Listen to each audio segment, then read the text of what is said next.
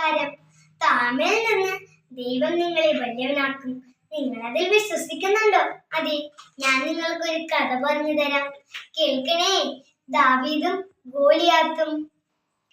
Israel ദേശത്തിൽ കൊച്ചു ബാലകനായ ദാവീദ് 8 സഹോദരന്മാരിൽ ഇളയവൻ അവനായിരുന്നു. അവൻ തന്റെ അച്ഛന്റെ ആട്ടിൻ പറ്റങ്ങളെ മേയ്ക്കുമായിരുന്നു. തമ്പുരു മീട്ടുന്നതിൽ അവൻ പ്രഗത്ഭനായിരുന്നു. അക്കാലത്ത് അയൽദേശക്കാരായ ഫിലിസ്ത്യർ എപ്പോഴും പാവപ്പെട്ട ഇസ്രായേൽ ജനങ്ങളെ ആക്രമിക്കുമായിരുന്നു. അവർക്ക് നേതാവായി ഗോലിയാത്ത് എന്നൊരു പേരുള്ള ഒരു മനുഷ്യനുണ്ടായിരുന്നു. ഭീമാകാരൻ, മല പോലെയുള്ളവൻ, 6 മുഴത്തിലധികം ഉയരം, അതിനൊത്ത വണ്ണം.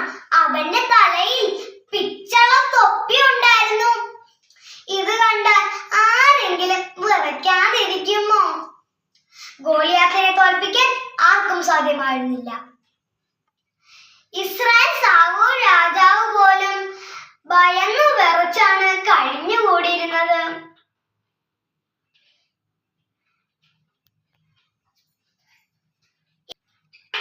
ഈ സന്ദർഭത്തിൽ രാജാവ് ഒരു വിളംബരം നടത്തി. ശക്തിമാനായ ഗോലിയാത്തിനെ തോൽപ്പിക്കാൻ കഴിവുള്ള ആരെങ്കിലും ഉണ്ടെങ്കിൽ മുന്നോട്ട് വരിക. ബാലനായ ദാവീദ് രാജസന്നിധിയിൽ വന്നു പറഞ്ഞു, ശക്തിമാനായ ഗോലിയാത്തിനെ തോൽപ്പിക്കാൻ ഞാൻ തയ്യാറാണ് തിരുമേനി. അടിയനെ അനുവദിച്ചാൽ മാത്രം മതി.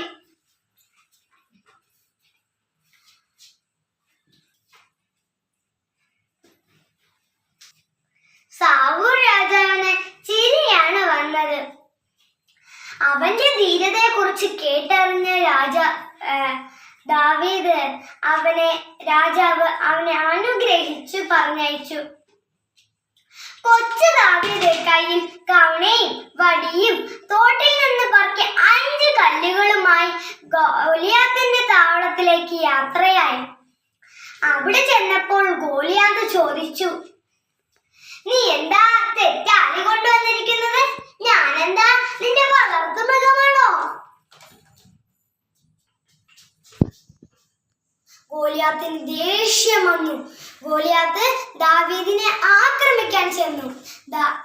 ദൈവത്തിന്റെ പക്ഷത്തിലുള്ളത് കാരണം ദാവീദ് ഭയപ്പെട്ടില്ല. ദാവീദ് കല്ലെടുത്ത് കവണയിൽ വെച്ച് ഗോലിയാത്തിന്റെ നെറ്റിയിലിട്ട് ആഞ്ഞറിഞ്ഞു.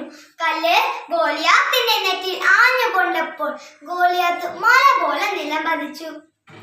കൊച്ചു ദാവീദ് ചെയ്തതുപോലെ ദൈവത്തിൽ ആശ്രയിക്കുകയും പരസ്പരം സഹകരിച്ച് പ്രവർത്തിക്കുകയും ചെയ്യുമ്പോൾ എല്ലാ പ്രതിസന്ധികളും അതിജീവിക്കാൻ നമുക്ക് സാധിക്കും. നന്ദി, നമസ്കാരം.